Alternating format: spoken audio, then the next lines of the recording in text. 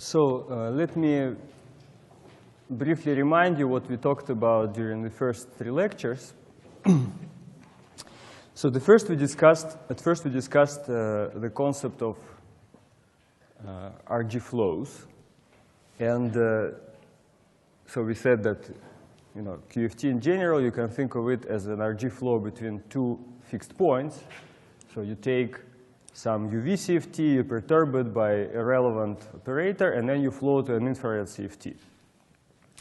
And it would be very interesting to find a general method to solve such flows. And by solving a flow, I mean that every correlation function of the theory will interpolate between the UV behavior and the infrared behavior. So the UV behavior, so this is a log-log plot.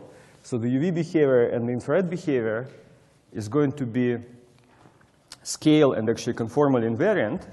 So it would be a straight line in this log-log plot. But somewhere in the middle, there's going to be a crossover region. So the scale, the distance scale at which this crossover will happen is an analog of the QCD scale in QCD. But one thing that I would like to emphasize is that this flow, so the moment you specified a UV CFT, the moment you specified in which direction you want to push it, this flow is defined, at least in principle. So it exists, and there's no ambiguity here. It's just our inability to compute what actually happens in general.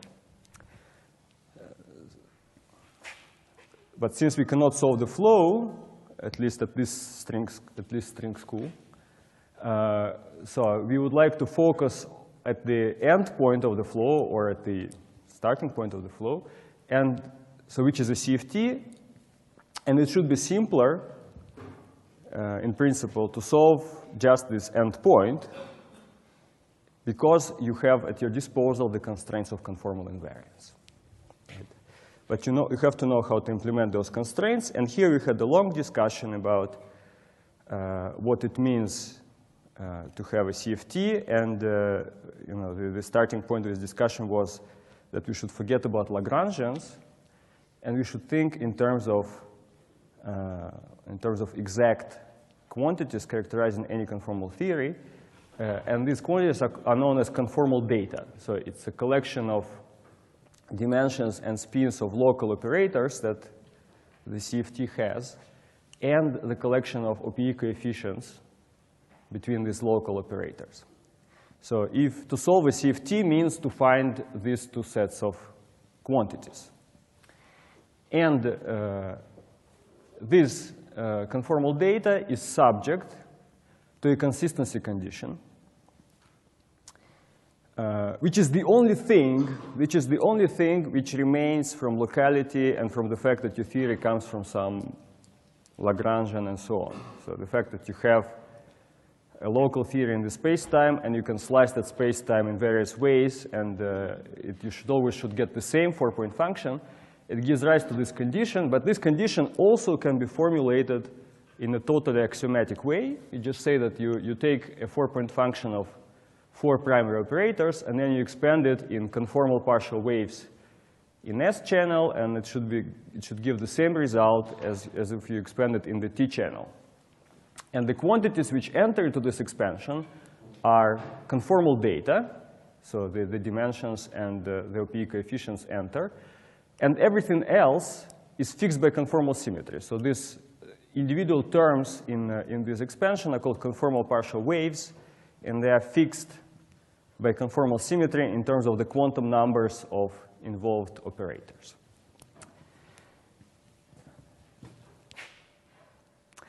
And if I'm to convince you that this technique works, what is better than to illustrate it at this example of the simplest, possibly simplest CFT, because it has the most minimal global symmetry group and the most minimal operator content, which is the 3-dimensional Ising model at criticality.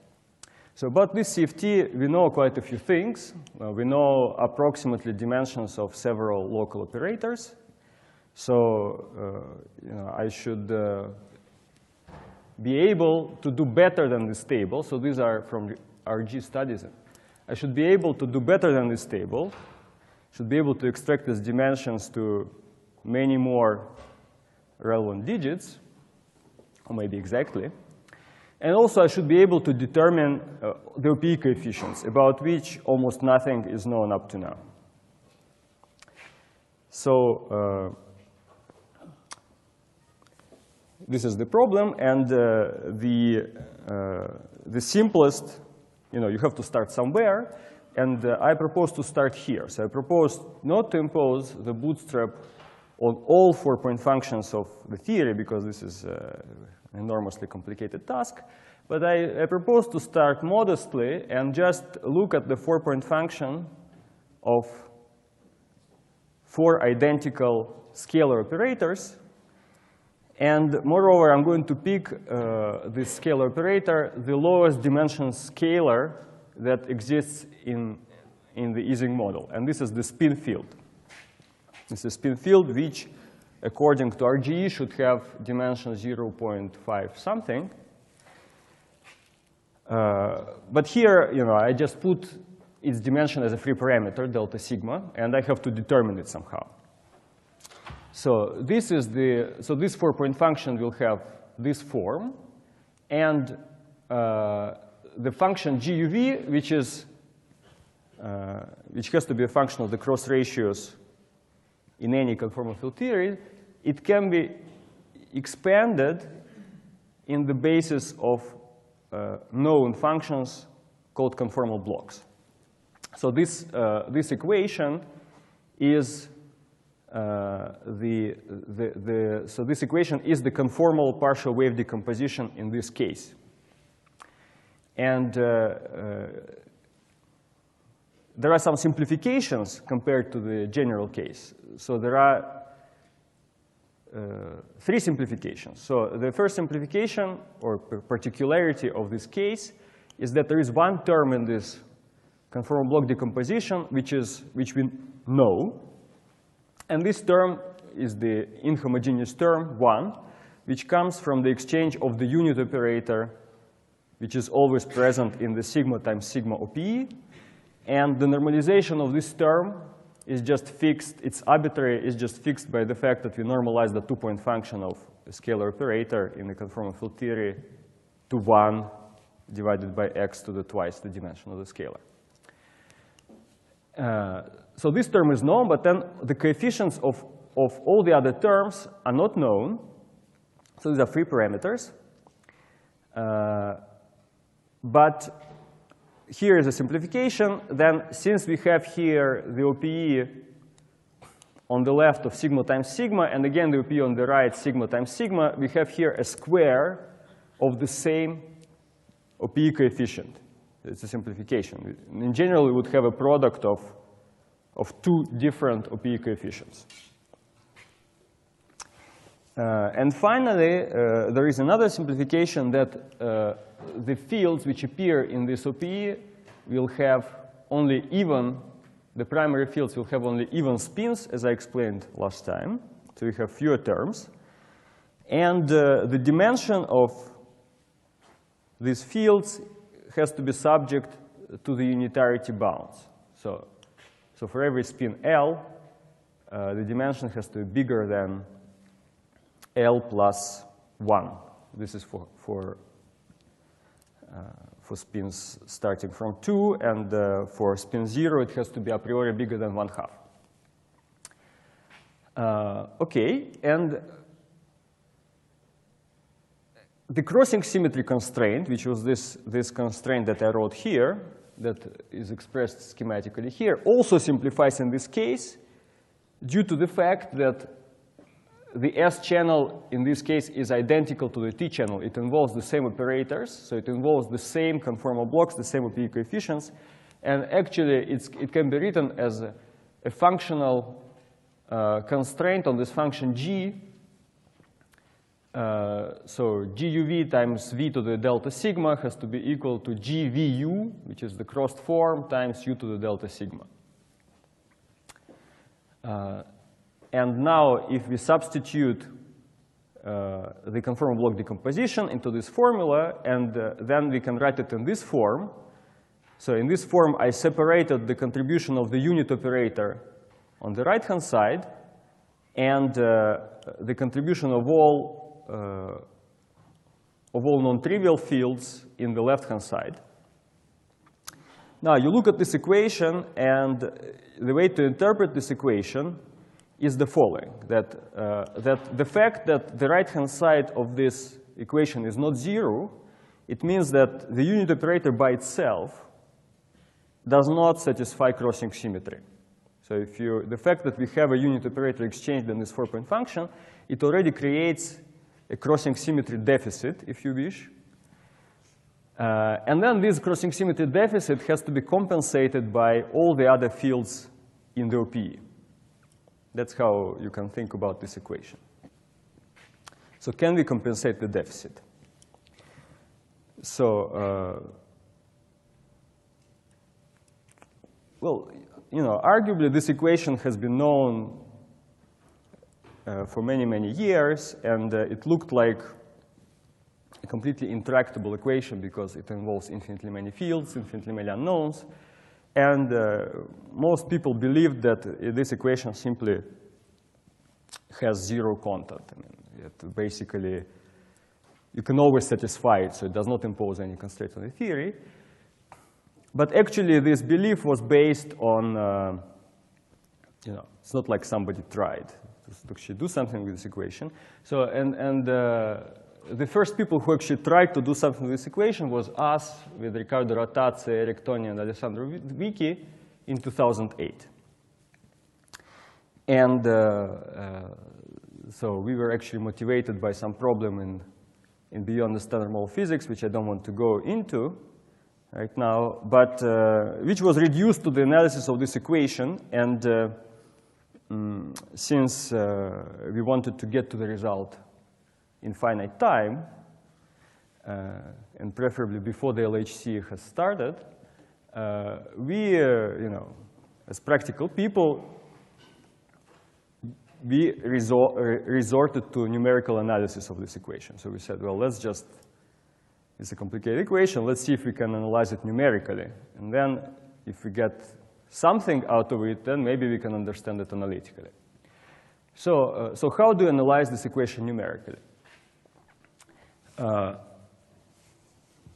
The idea is the following, that so this equation expresses the equality of the S and the T channel in the OPE.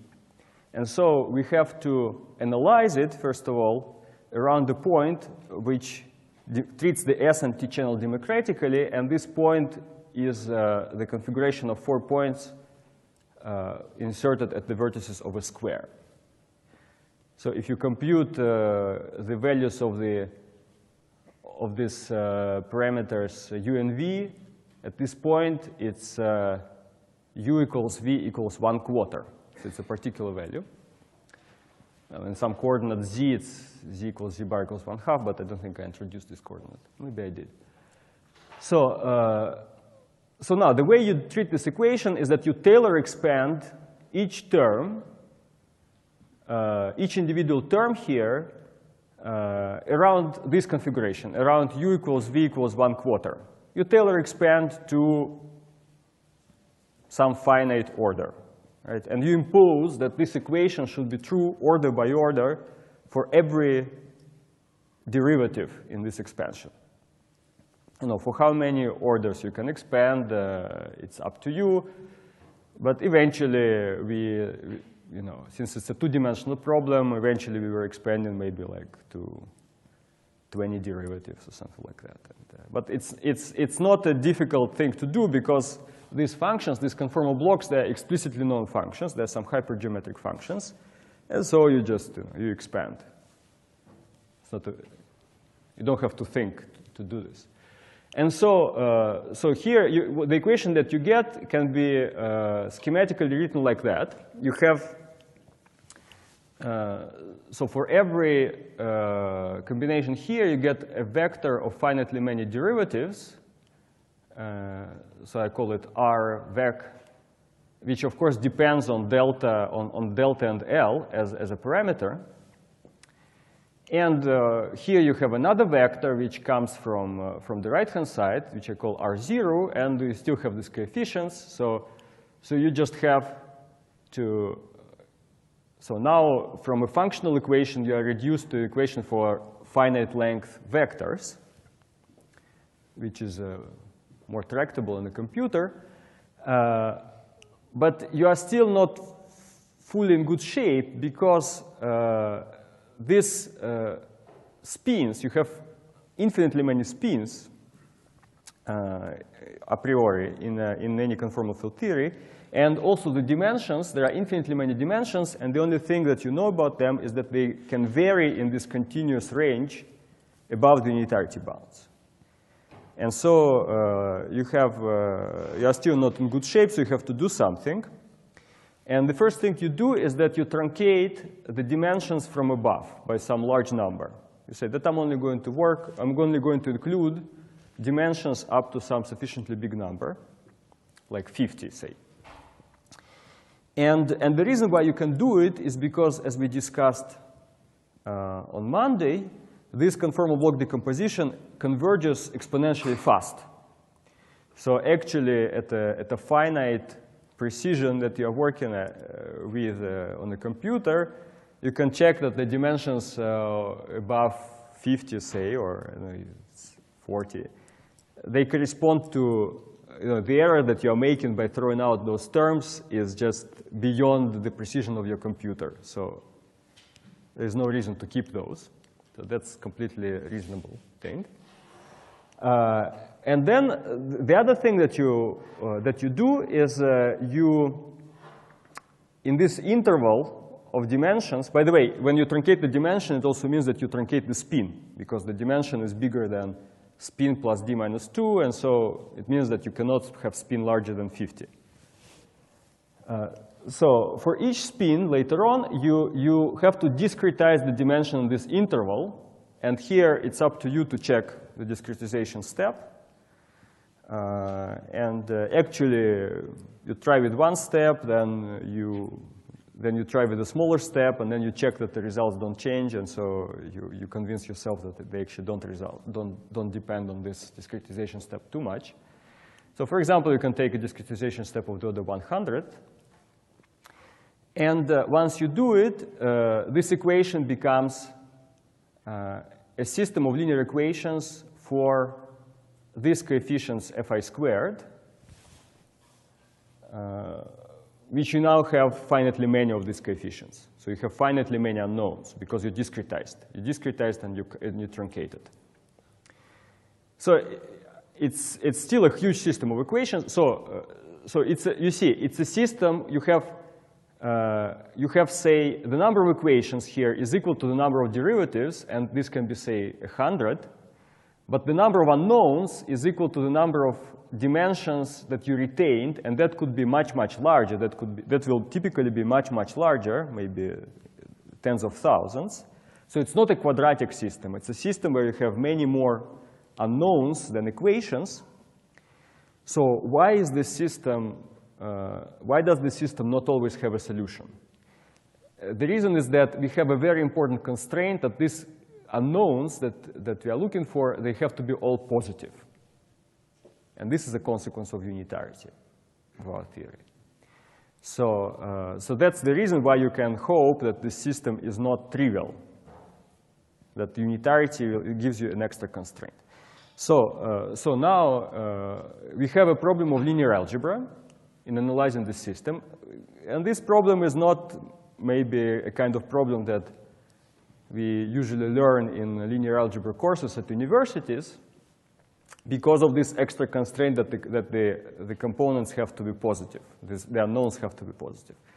Nevertheless, it is a kind of problem that people, undergraduates, learn, but in a different department, in the economics department.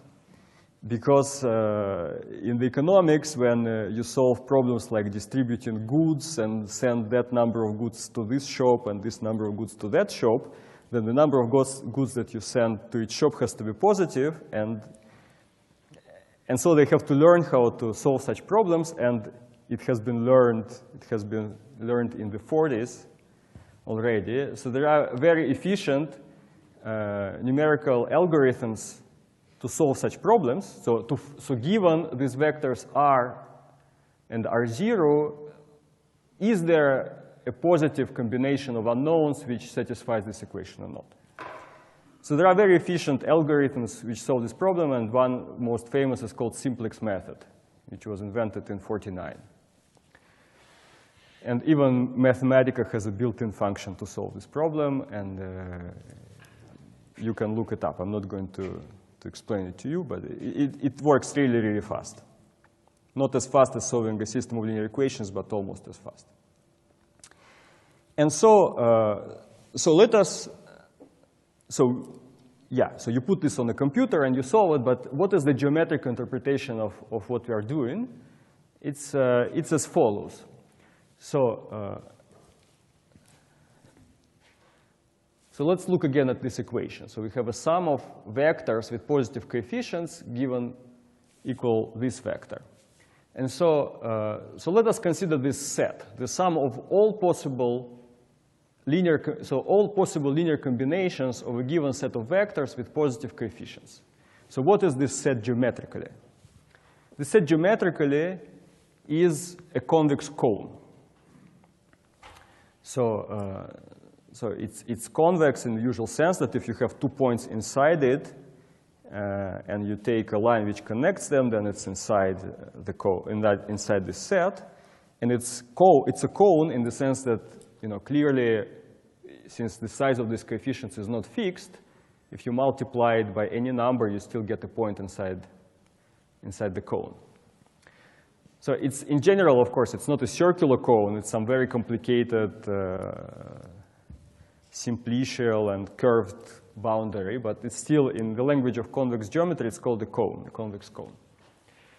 And so the problem that we are trying to solve is whether this vector R0, the right-hand side, lies inside the cone, this cone, or outside the cone. So, and there are 3 possibilities here. So either it lies strictly inside the cone. So this cone is supposed to be solid, right? It's not, it also is full inside. All points inside it are also inside the cone. So if the vector is like deep inside the cone, then the solution exists to our system of equations. And moreover, you can easily convince yourself that that solution is not going to be unique. You can have like a linear combination of these points or these points, so there's really going to be many, many solutions satisfying the constraint of positivity. Now, if the vector is outside the cone, then there's no solution. Then there's no solution. And how can this happen, right? This can happen as follows. Suppose we start with this situation, that the solution exists, and now we start reducing the basis. So the basis of the cone is this set of functions, set of vectors R vector, and we can reduce this basis in several ways. For example, we can arbitrarily decide, well, I'm just going to pick the vectors with integer dimensions.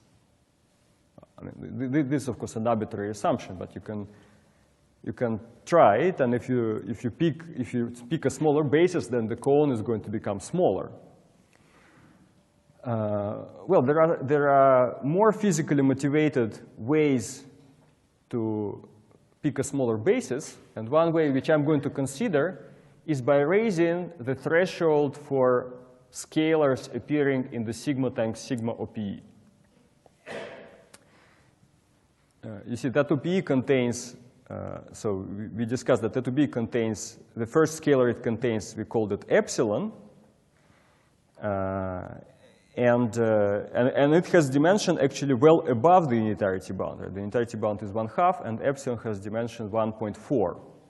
So So what I'm going to do is that I'm going to start with scalars in the sigma times sigma p at the unitarity bound, starting from the unitarity bound, and then I'm going to start raising the threshold. So I'm going to include first all scalars above the unitarity bound, above 1/2, then say all scalars above 0.6, all scalars above 0.7.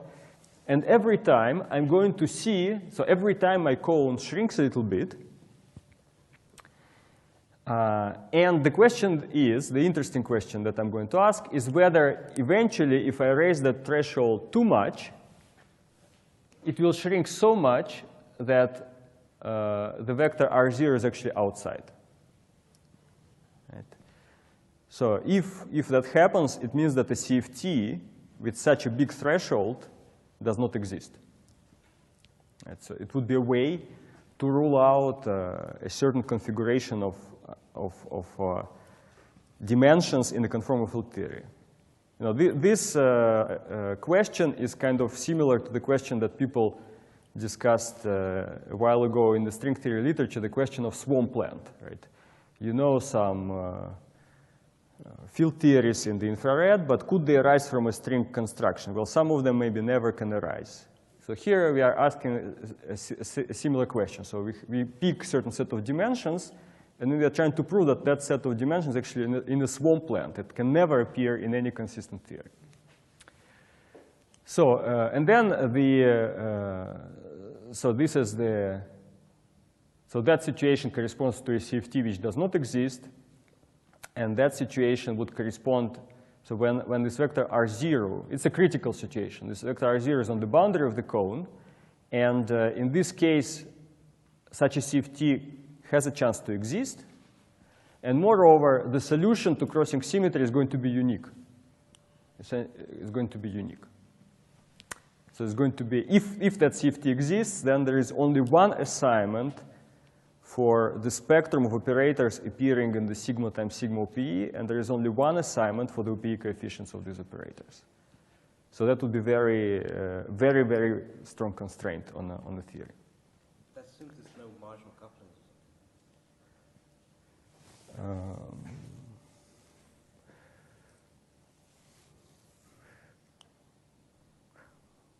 Okay, let me put it this way. Generically, it would mean that the solution is unique, but indeed there could be some very special situations where this boundary has some flat direction, and then you can be on the boundary and still you have some freedom.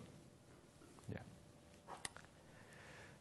So this is a very important slide for the understanding of what's going to happen next. So please, if you have questions about this slide, please ask. Excuse me. So the equations you obtain have make a truncation. So how about the high order? You have to check it's consistent that you want to include in multiple equations. So the solution pattern doesn't change. So which truncation are you asking about? Because I made several. For example, for the Taylor expansion. Well, Taylor expansion is not. Well, Taylor expansion is the safest path actually here, because you see, when I Taylor expand, if I include all orders in the Taylor expansion, that would be like the strongest possible constraint. If I include just first 100 orders, it's still a valid constraint. So every CFT still has to satisfy it. It's just not the best possible one. But you do, so in practice, you start with some small number of derivatives, and then you increase the number of derivatives. For every number, you get a constraint, and then you see how it varies. So when you increase the number of derivatives, it always gets stronger and stronger. We will see a plot later on how it happens. But every constraint is still a valid constraint on the conformal theory. And then eventually it converges. So the more problematic ones are these ones. So you have to really watch out for these ones and control that they do not cause any problem. But you can do it. So, OK, so let me show you then some results. And so this was done in a in a collaboration with Shiral Shok, Miguel Paulos, David Poland, David Simmons-Duffin, and Alessandro Vicky last year. So this is what I discussed. So we have a two-dimensional parameter space. So on the horizontal axis, I plot the dimension of the spin field sigma of the Ising model. And on the vertical axis, I put the dimension of epsilon, which is the first scalar in the sigma times sigma OPE. Right? So if I vary this delta epsilon, it means that I'm varying the threshold. I'm varying the threshold for the scalar operators in the OPE, and I'm varying the extent of my cone. So large delta epsilon corresponds to a small cone, and small delta epsilon corresponds to a big cone. And so delta epsilon clearly enters into my procedure, but also delta sigma enters into my procedure because it enters as the parameter in my crossing symmetry constraint. So all my vectors will have some dependence on delta sigma also, due to these powers of v to the delta sigma, u to the delta sigma. So, and then what you find is that exactly what I told you happens. So if you raise delta epsilon too much, then the cone shrinks to the extent that there is no longer solution to the crossing symmetry equation.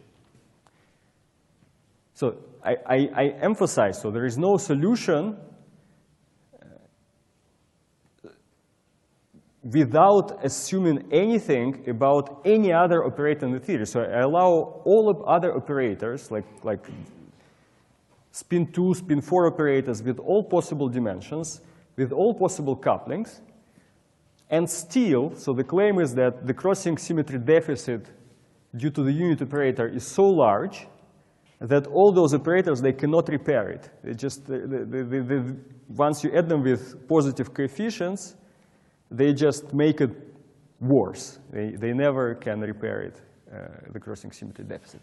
So this region here, the region above this curve is really forbidden. So it cannot be realized in any conformal field theory in 3 dimensions, while the region below this curve is allowed by this analysis. But I'm not claiming that any point here somewhere corresponds to some CFT, but I do claim that every CFT that you can possibly find, your favorite CFT, take your favorite CFT, it's going to lie somewhere in this allowed region. Where is the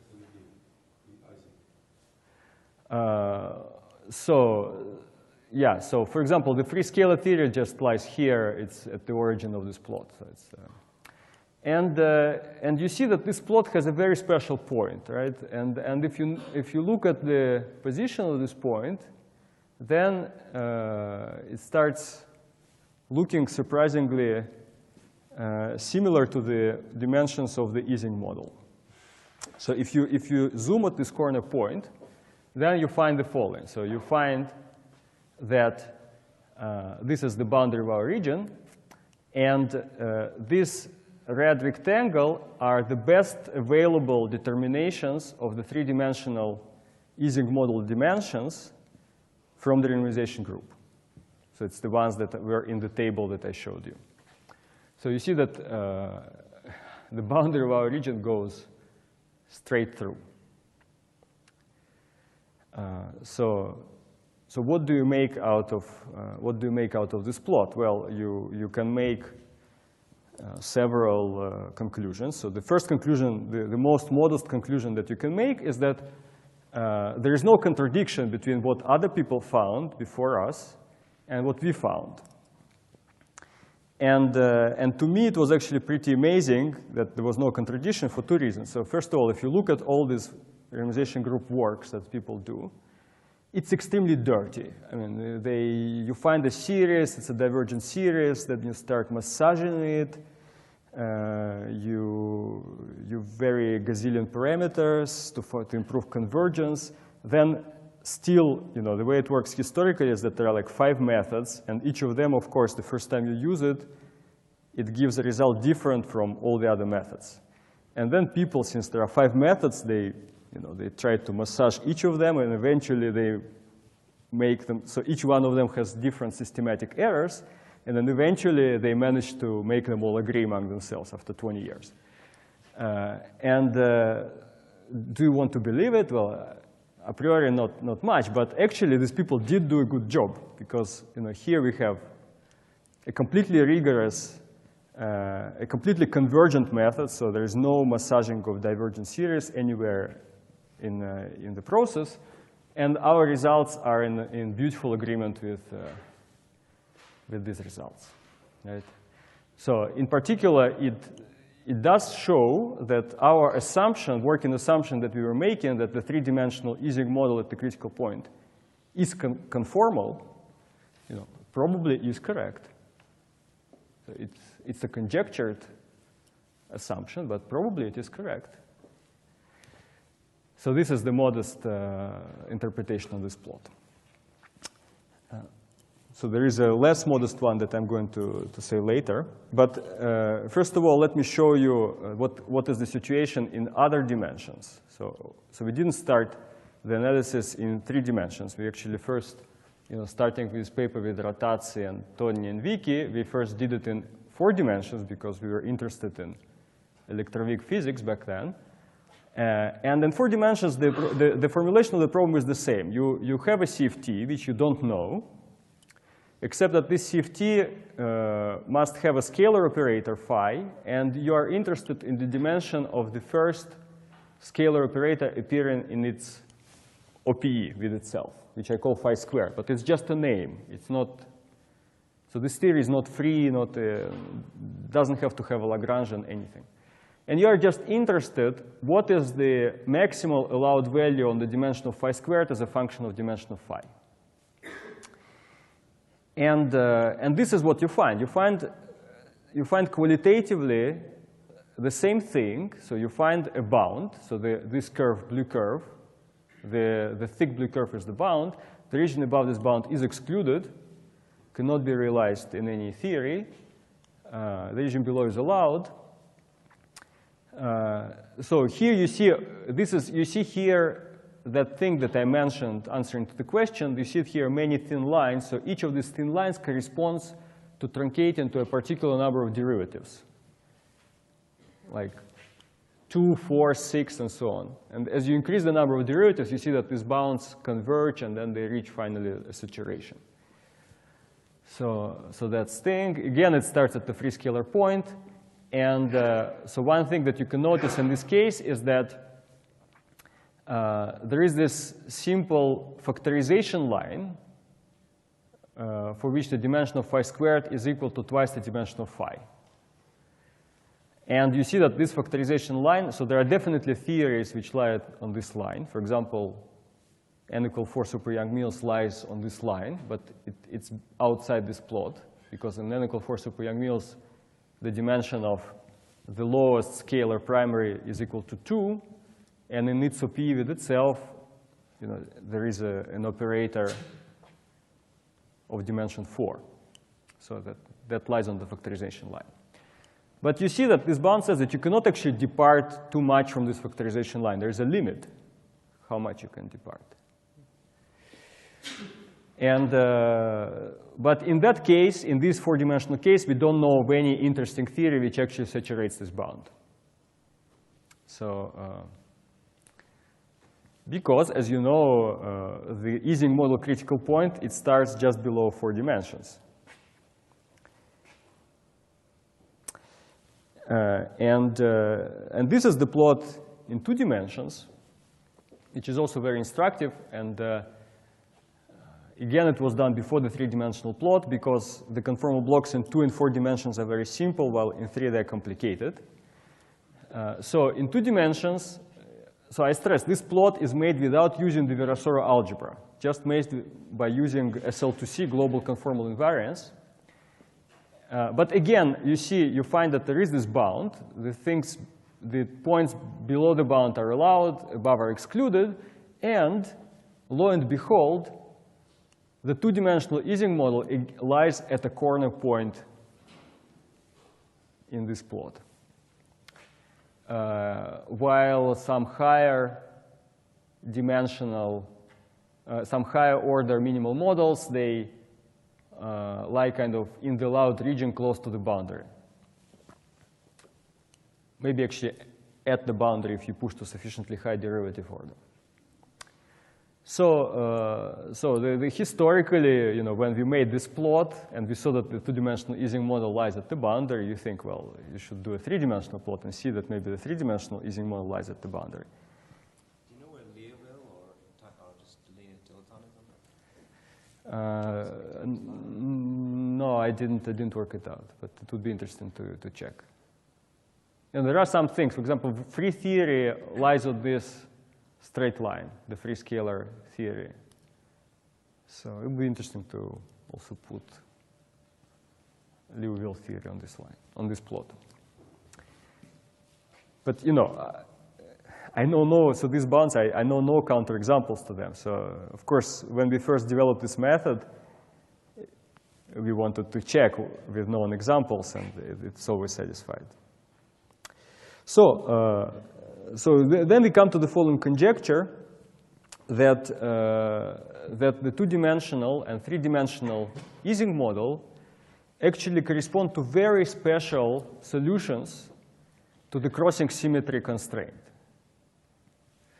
That, on the basis of these plots, they seem to maximize. So for a given delta sigma, if you knew delta sigma, then delta epsilon is maximal allowed by crossing symmetry and unitarity. So it lies at the boundary.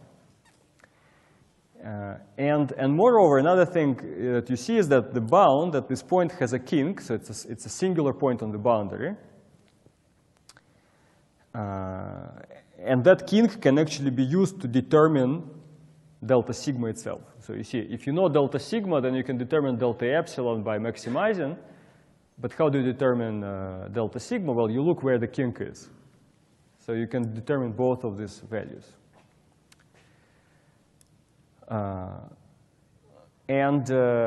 This conjecture can be extended, obviously. As I told you last time, these conformal blocks and the conformal bootstrap equations themselves, they can be analytically continued to fractional number of dimensions. And this, you can take it as the definition of what conformal field theory in a fractional number of dimensions means. And we didn't do it, but it would be interesting to do this kind of plots also for dimensions between 3 and 4, between 2 and 4.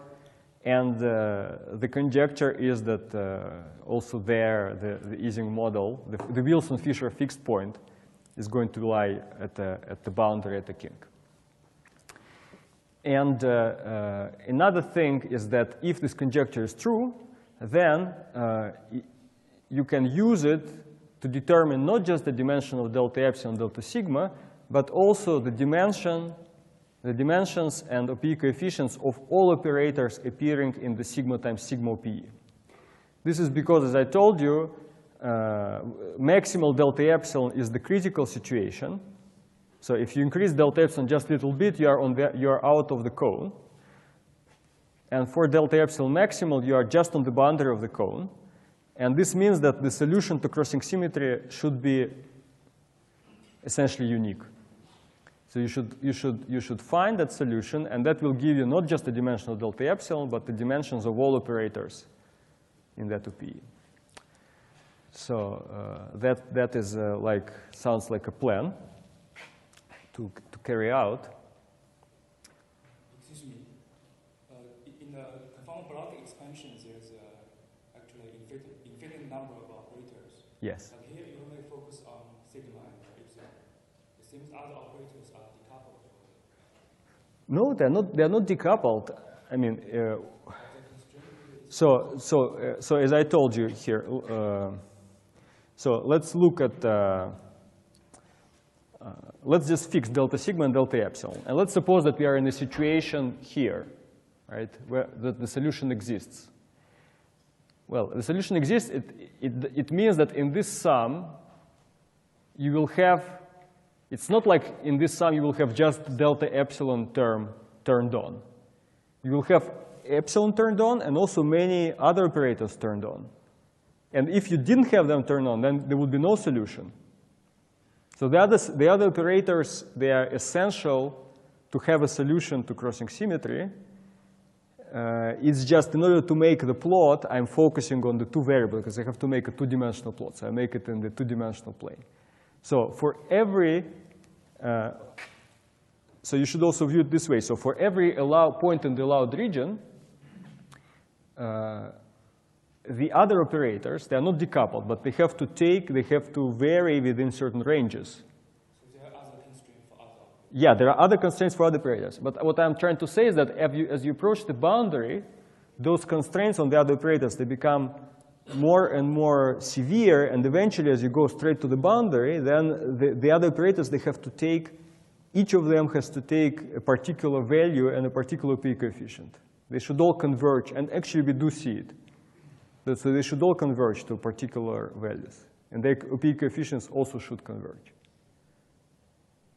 That's the amazing thing. Can I ask another question? So you considered, in the first place, a particular kind of correlation function. If you would make a similar analysis for another correlation function, could it be that you get another bounce on the other side somehow? Well, you see, actually it's in the slide that I was about to show. So let's.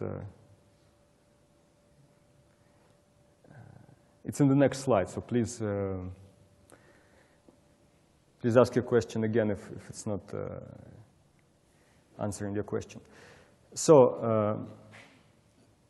So indeed, where do we go from here? So this is a conjecture, and we are going to, and we are checking it. And so the questions that you can ask concerning this conjecture is, of course, this is all numerical, so you would like to understand why actually this is so. And so, for example, why is there a kink? Why is there a kink in this bound? And this we understand, at least partially. So, so the reason why the origin of the kink is due to the fact that right there, certain operators decouple. So, so as you move along the boundary, so I told you that at the boundary, the spectrum of the P coefficients are fixed. And as you approach this kink, then some of these operators in the spectrum, their P coefficient tends to 0. So precisely at the kink point, they decouple. And this also tells you that this has to be a singular point of the boundary, because you cannot just keep going straight, because on the other side of the kink, that the P coefficient would become negative, but we forbid negative P coefficients. So there you switch to a different branch. So this we understand, at least we understand what's going on, but of course we don't understand why the hell some operators in the three-dimensional Ising model, what it means for an operator to decouple. We understand why operators should decouple in the two-dimensional Ising model, because the two-dimensional Ising model being minimal, there are all these null states which appear precisely for that operator dimension. So that should be the origin. But in the three-dimensional conformal field theory, there is no well-defined notion of a null state. But the other minimum models, as you said, don't appear on the kink. So. Well, yes, because that is in the artifact of looking at just one correlation function for the moment.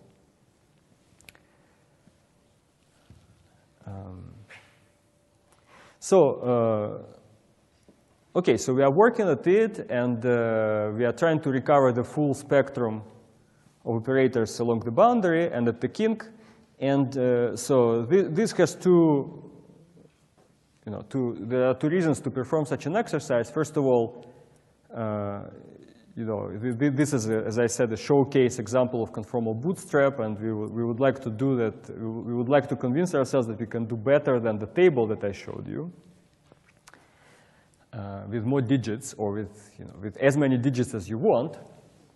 But there is also another hope that you can work to. You can say that, well, since there are these similarities between the two-dimensional Ising model and the three-dimensional Ising model, and we know that the 2D one is integrable, couldn't it be that also the three-dimensional Ising model is somehow integrable? And this is an interesting question, and it's actually not even,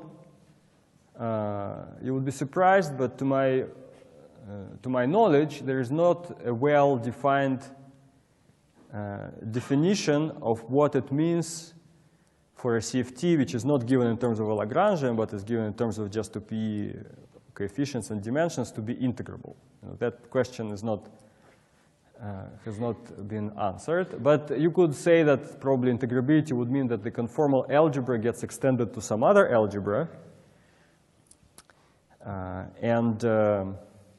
One should note that even though there is a theorem that in higher dimensional interacting conformal field theory you cannot have conserved currents of higher spin, there is no theorem that you cannot have conserved charges of higher spin.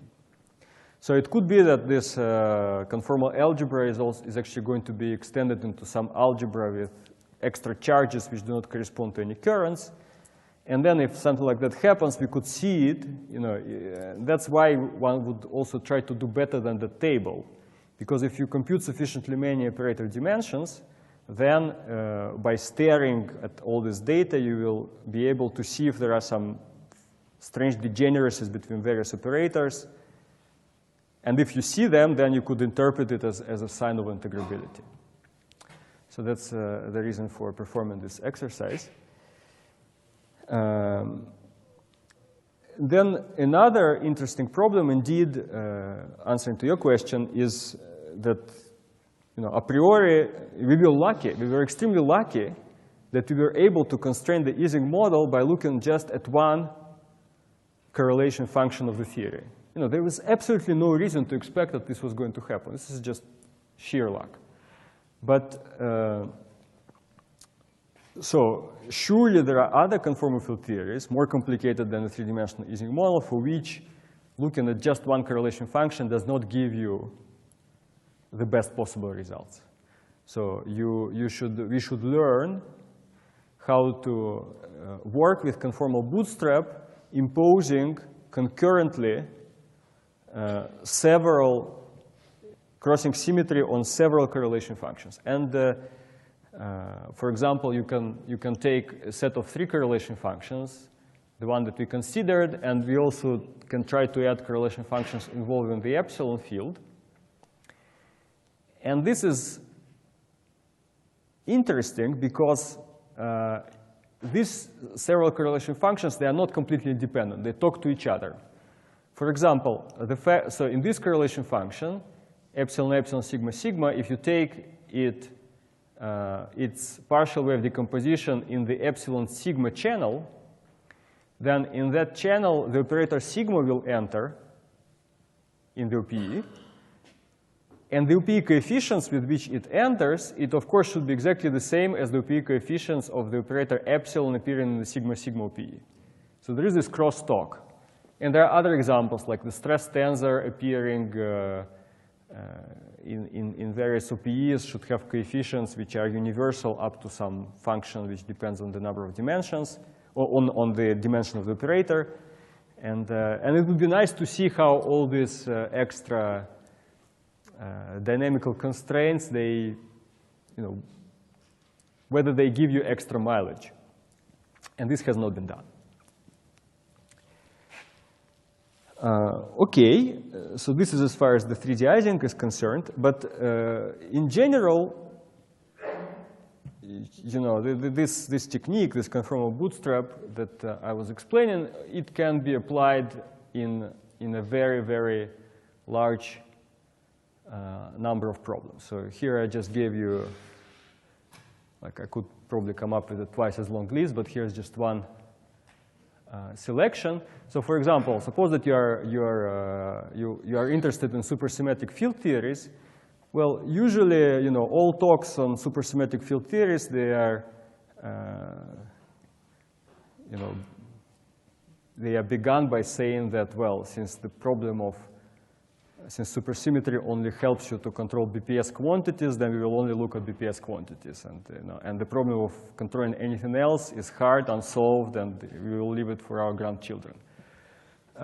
Well, this is the technique which allows you to learn about unprotected quantities also in supersymmetric field theory. And, and in this task, you're actually in a better situation than the one that I was with the Ising model, because with the Ising model, I didn't know the dimension of sigma, and I didn't know the dimension of epsilon. So I had to determine both of them simultaneously. While in a supersymmetric field theory, you can take a correlation function where the external fields are protected, which are chiral primaries. But by taking the OPs of chiral primaries, you can produce an operator which is not a chiral primary, and the dimension of that operator is typically unknown. So you can try to learn something about those operator dimensions. Now, okay, this is. You can also take this bootstrap in other directions. For example, here I always focused on the correlation functions of scalar fields, but it's actually would be very interesting to examine with these techniques correlation functions of, say, stress tensor, because a priori you don't know if any CFT has a scalar field. What if there is a CFT and there are no scalars? We don't know. But any reasonable conformal theory should have at least stress tensor. So if you start your bootstrap from the stress tensor, then you're getting rid of this dynamical assumption about the existence of scalars. Then there was some nice work by Pedro Leendo, Leonardo Rastelli, and Balt van Reyes, where they studied bootstrap equations for CFTs not in full space, but in a space, in a half space. So when you put, say, a three-dimensional CFT in a half space, then your conformal group gets broken to the subgroup preserving the boundary. And, but you can still write down conformal blocks, and now you have also a CFT living on the boundary, and you can, and the equations are actually nice because the 2-point function in half space is more equivalent to 4-point function in full space, but there's like only one cross ratio, so all equations look very similar but simpler to analyze analytically, for example. So you can try to do bootstrap for two-dimensional CFTs, and you would say, well, why bother? Two-dimensional CFTs, everything known about them. Well, it's not true. There are many questions about two-dimensional CFTs where of central charge bigger than 1, then existence of that or this theory where people are still do not know the answers, and maybe bootstrap could be useful in that case. But of course, if you want to do it well, you have to use not these small conformal blocks that we were talking about, but log conformal blocks with respect to the Virasoro, for which there are fast convergent recursion relations as well. So we discussed bootstrap in Euclidean, but you can also try to do it on the light cone, and there was some nice work last year where it was shown that when you approach the light cone, when you analytically continue bootstrap equations to the light cone, then there are some simplifications, and you can even prove some rigorous theorems about properties of any solution to the bootstrap. Then the very important problem for which I have no good ideas is how to get analytic control about this bootstrap system. For example, so the way we work, we analyze it, we always expand in derivatives, but this is not a God-given basis, right? Why should we expand in derivatives? Maybe there is some more interesting basis to expand in. Or maybe you should take some integral transform before. Well, it would be very nice to make some progress along these lines. You see, now that we know that these bootstrap equations contain information, it should be our duty to find a way to extract that information in the most efficient terms. And then, suppose I take a theory, say a theory of class S, and I would like to perform number 1 to study more using this bootstrap technique. The theory of classes usually specified by the punctures, later of the punctures on Riemann surfaces. How do I translate this into your program? And do you have any example? Which quantity we can learn more using this technique? Well, very good. So, it's up to you to figure it out. Do you have any example? It's up to you to figure it out. Actually, so the main point of my lectures was to convince you that it works. And now it's up to you to apply it in your favorite problem. So I stop here.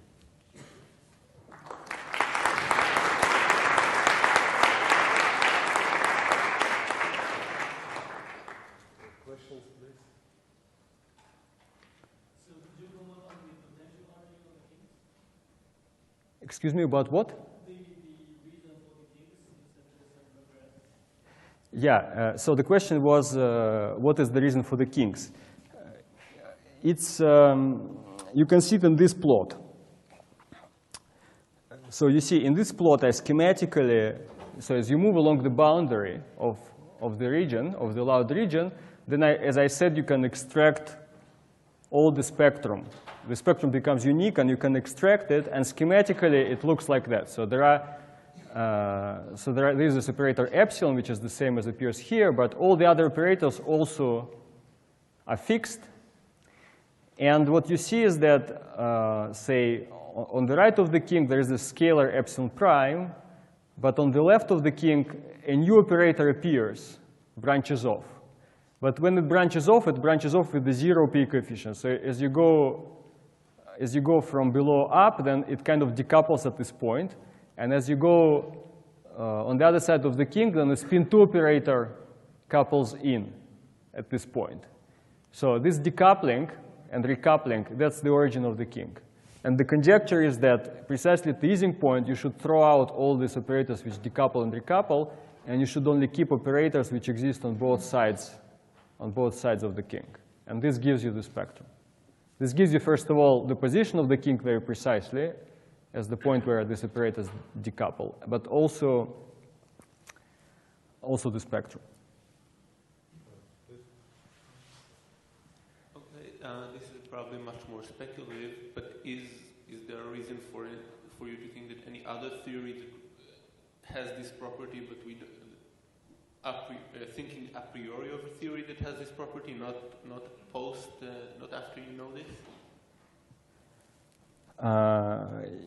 Yeah, I'd love to know an answer to this question. No, I don't know. Because I don't know what it means to have a null state in a three-dimensional conformal field theory.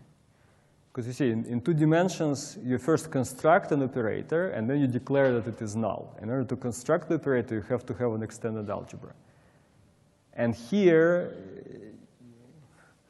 if there is an extended algebra here, then if we can guess it, then maybe we can